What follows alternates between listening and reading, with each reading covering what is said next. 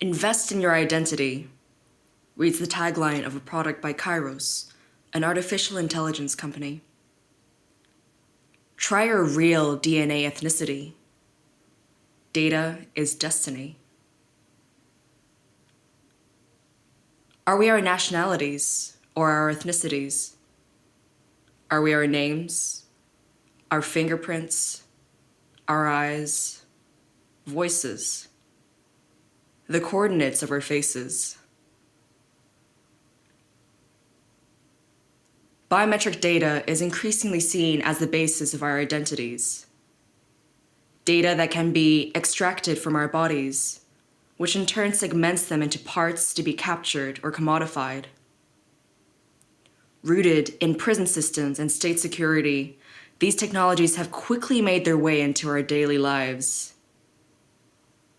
Beginning in 1858, with recording workers' handprints in British India, to 1891, with a collection of fingerprints of criminals in Argentina, continuing in 1992 with a collection of fingerprints of welfare applicants in the US, to iris recognition in US prisons in 1994, and after 9/11, to body scanners at airports and automated facial recognition in border control and refugee processing worldwide. These technologies are increasingly employed in state identification, market research, healthcare, commercial products, your camera, your car, your phone. The argument for biometric technology is that they can objectively extract data to accurately identify people and protect innocent citizens from crime within a state and terrorist attacks from outside.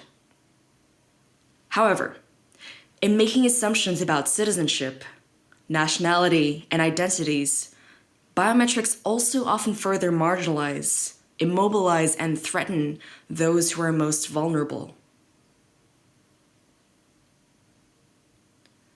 The increased surveillance that we experience today is justified by the idea that if we have nothing to hide, then we have nothing to fear.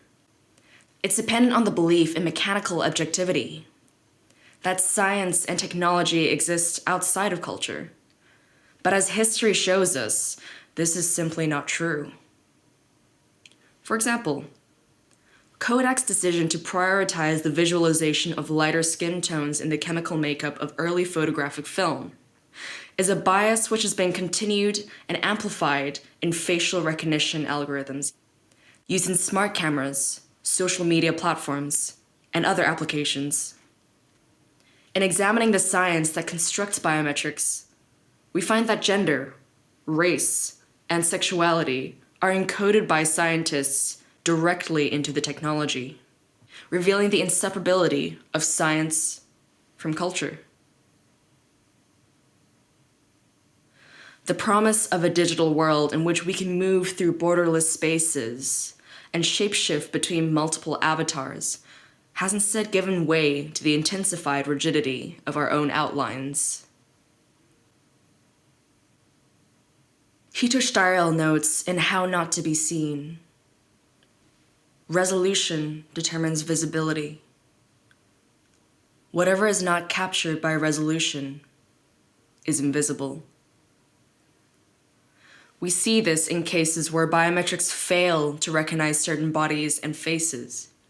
In cases such as facial recognition, not recognizing faces with narrow eyes, fingerprint scanners sometimes having difficulty scanning well-worn hands, or machines misidentifying androgynous bodies, or iris scanners at airports not being able to identify dark irises against dark skin.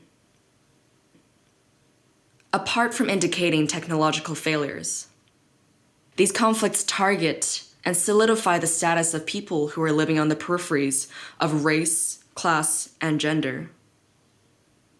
Bodies that fail to align with standardized models of human identity are illegible to machine vision and subjected to dehumanizing consequences.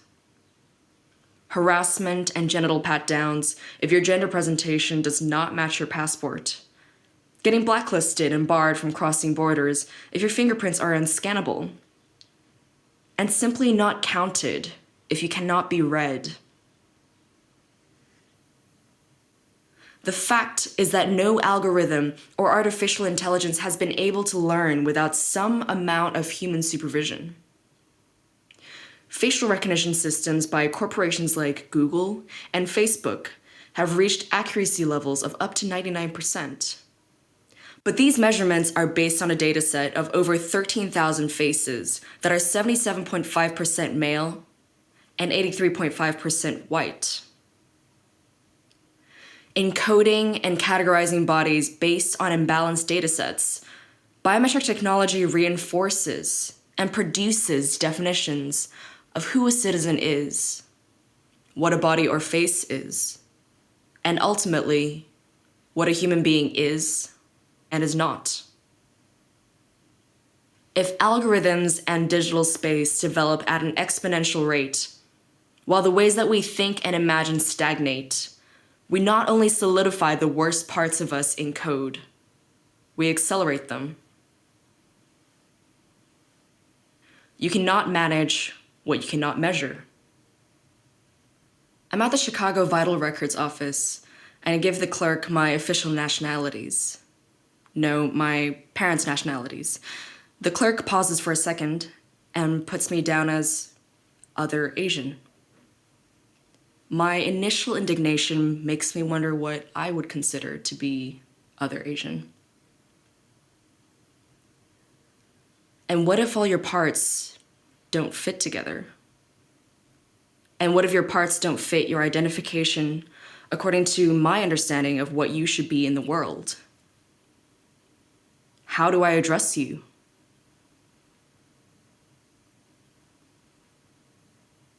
I tell a friend that sometimes I feel that my parts don't match. And the way I feel about that also shifts from moment to moment. Even though I know that this is a result of my own social programming, it's still there. I wonder if my friend feels it too, and how they deal with it. They respond, I think it's okay to have parts that don't match. I think we like to think we're all seamless wholes, but maybe we're just seedless holes. The wordplay alone cheers me up. Being unreadable by other humans and/or machines can result in reduced mobility and at times violent consequences, but it can also be a way to evade surveillance and control. During Occupy Wall Street, where protesters wore Guy Fawkes masks, the New York Police Department resurrected a very peculiar law from 1845. This law made 2 or more people wearing masks in public illegal, unless a masquerade was organized. How did the masked face become so threatening as to be seen as a crime? What does it mean to willingly render yourself unrecognizable? Masking as a form of defacement is used not only to disguise or hide the self, but also to be seen in collectivity with others. For friendship is the shared feeling of being alien within and towards this world.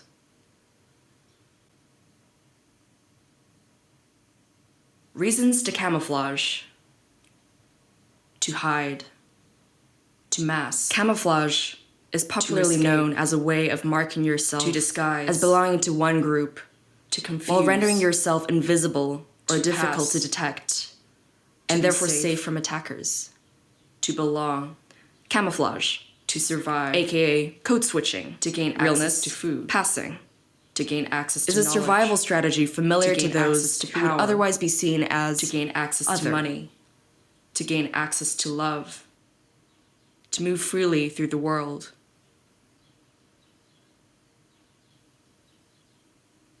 Throughout its life, the mimic octopus accumulates a broad repertoire of forms, colors, and shapes to shift between. In taking on the likeness and movement of a jellyfish, it wards off predators.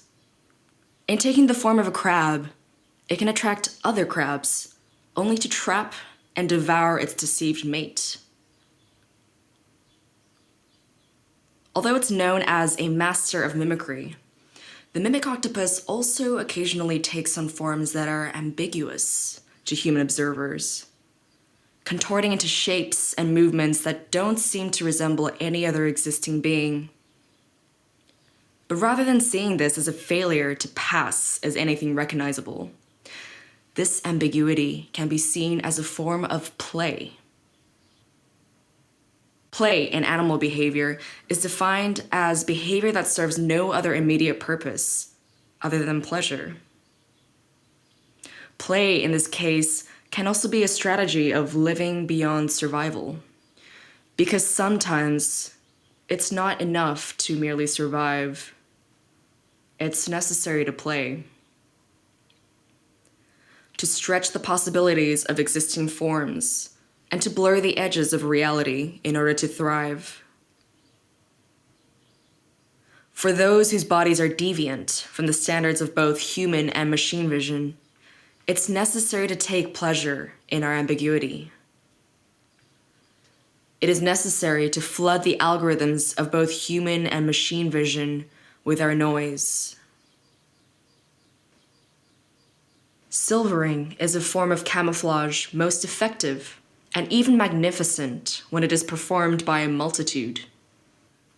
The skin of an individual sardine is able to reflect light at every angle in a way that allows it to disappear by mimicking the light around it.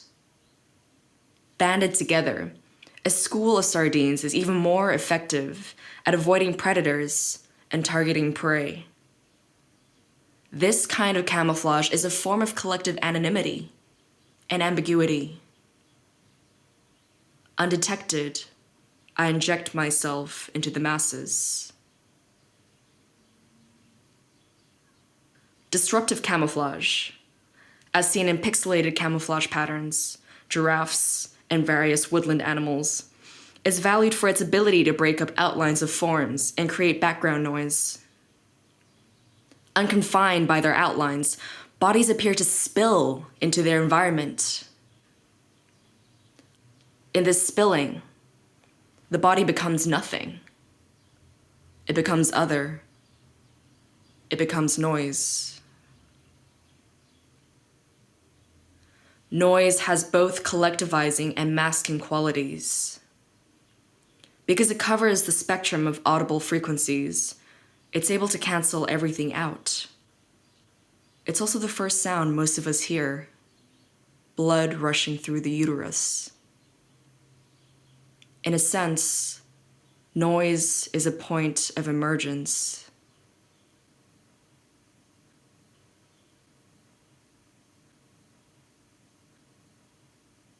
And yet, at the end of the day, some of us take off our wigs and lashes, straighten our hair, pluck, shave, bind, put on accents, switch out our names, and put on our camouflage for the rest of the world.